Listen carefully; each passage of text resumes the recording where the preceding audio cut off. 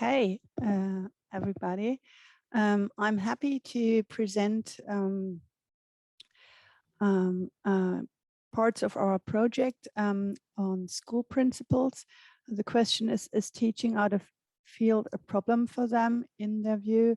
And we especially looked at schools principals in Germany, and in order to understand why we chose this topic, first of all, look what has been done in Germany about the phenomenon of teaching out of field. So there is some research on the frequency of the situation. So we also say incidents. There is some research or some studies, also large-scale assessment studies on the effects on students. Then there is newer research on practices and professional identity. Judith Lages, who's not here today, but part of the group in the book. And there's some research on PD, on professionalization, especially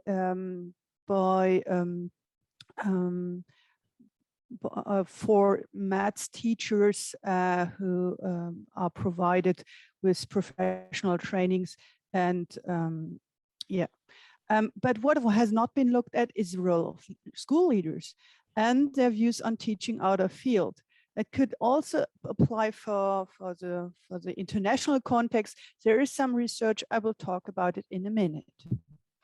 What is my agenda? Our agenda today, first of all, looking at the perspectives on teaching out of field, then looking at the role of school leaders, and then trying to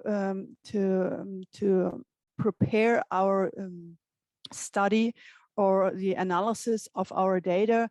And for this, we looked at aspects shaping the view on teaching out of field. And then you see, we will present our study in a conventional way. So perspective on teaching out of field.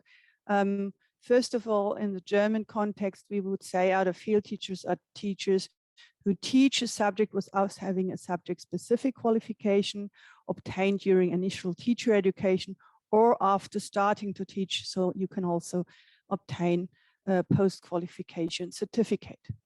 But there are different perspectives by different stakeholders on this issue.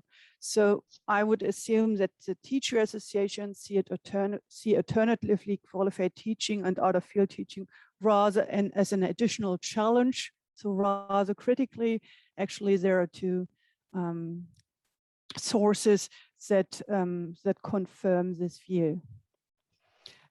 In literature, especially in Hobbs and Turner 2019, two perspectives can be differentiated when looking at teaching out of field. There is the opportunity position and there is a deficit position.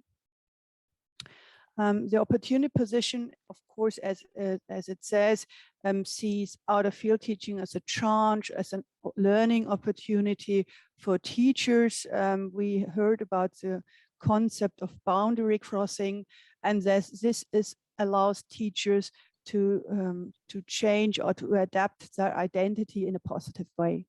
But what is more common is the deficit position. That means out of field teaching is regarded as a problem.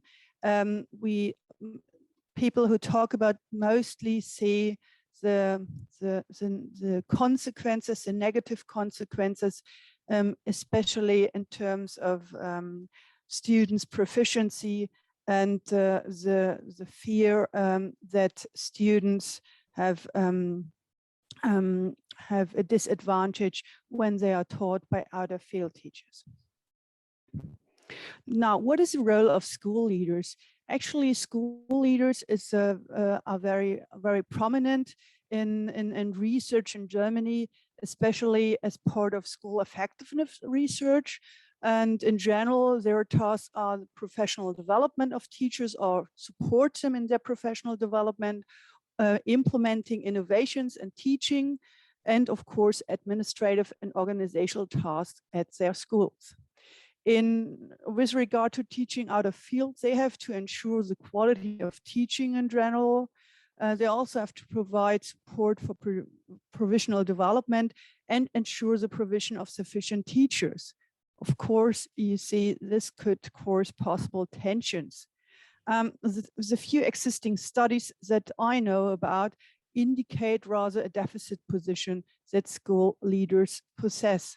So, for example, that they fear negative consequences on students' proficiency. What we wanted to look at is to understand how school leaders view teaching out of field. And as I said, not even school leaders, but other stakeholders as well, they mainly have the view on teaching out of field as a problem, so they possess a deficit position or perspective. The participants of studies often give additional explanation that relativize or emphasize the problem. So it's not only to say, yes, it's a problem, but so on some factors that we found in literature that influence the perspective on teaching out of field is, for example, the year level. So the lower, the less severe. Yeah, it's not such a problem, so to speak, as explained by study participants, if the children are younger. Or what is also mentioned, especially in the German context, that it's that building a strong relationship with a class teacher is very important, as the primary school teachers need kind of a bonding with the students. And that means the subject-specific expertise is not that important or less important, as someone mentioned today in Germany. The primary school teachers are not trained as generalists, so out of field teaching happens, but at the same time they teach in one class mostly the majority of subjects, but this is regarded as very important. And yeah, relativizing, or in this case, emphasizing that it's a problem is when stakeholders say that there is a negative impact on the teaching quality, although there is not really a lot of data that confirms this view, but this is a view that, yes, as I said, emphasizes the problem. Okay, when we reviewed the literature on aspects that relativize or emphasize the view that teaching out of field poses a problem, then you can distinguish between three main categories: the context, the stakeholders, and the content. So the context would be that there is a relativization or emphasis due to the context of the school or the education system. Then with regard to the stakeholders, so their views on the teachers, on their teachers' competencies, on the effects on students, etc. And then on the context, content means that their views on the subject characteristics, such as the content knowledge that may help or may underline that teaching out of field is seen as a problem, or rather not. I will illustrate this in a minute. So our research question, first of all, I want to emphasize that I assume that leadership's views are shaped by the individual experiences. For example, that they themselves had prior experiences in teaching out of field. And of course, the views are shaped by the context of their schools, especially when there is a lack of teachers. Prior empirical research suggests that school leaders possess a deficit perspective. So teaching out of field is seen as a problem in general, but there are aspects that relativize or emphasize the problem. So characteristics of the context, the stakeholders, and the content. So our research questions are, do principals regard out of field teaching as a problem? And if so, what factors influence the principal's views? How did we do it? We conducted in all 11 interviews with school leaders in 2018 and 19. There were all in all 16 questions on out of field teaching, about the biography of school leaders, the school context, and the views on teaching out of field, and the provision of support mechanisms. We had in our sample primary schools and lower secondary schools, as higher secondary schools have no teaching out of field or almost no teaching out of field. Then, of course, we transcribed the interviews and they were analyzed by using a qualitative content analysis with the help of the software MaxQDA. Okay, now I come to the results. So first of all, you see here all the categories. So we have the main categories, as I said, context, stakeholders, and content. And you see we all in all, we had 396 codings. And you see how it is, how they are related to the different sub-codings, but I will show you this for each main category. So first of all, the school context. The school context is formed by 4 subcategories. So we have general school support structures, then we have school support structures for out of field teachers. Then we have staff and financial resources, and the aspect I mentioned, teaching out of field in lower years. So, for example, that you have an idea, school support structure for teaching out of field teachers. Yeah, we could also say it's A, but we said it's B. So it's something that makes the problem in the view of the principal less severe, because they say we have a distinctive allocation practice. For example, one of them said, in our school it is just the case that we do not force anyone to teach a subject out of field. I talked to my colleagues on the phone and asked, can you imagine teaching this or that subject out of field? So they're a part of it, and we identified this as an element that relativizes the view on out of field teaching as a problem. Then we have in the same main category context, education policy regulations, especially the teacher-student relationship. So as I mentioned, the class teacher principle, and further regulations or policy issues. So an example is the need for controlling the teacher labor market. So someone said the issue of out of field teaching should actually be a main focus of educational policy, and thus ultimately also that of school administrations, and of course also affects the university. I'm surprised that despite all the statistics that we possess, we repeatedly have had phases of acute teacher shortage. Yeah, so this is also kind of an explanation or trying to understand how severe the problem is seen, and this is part of these education policy regulations we identified.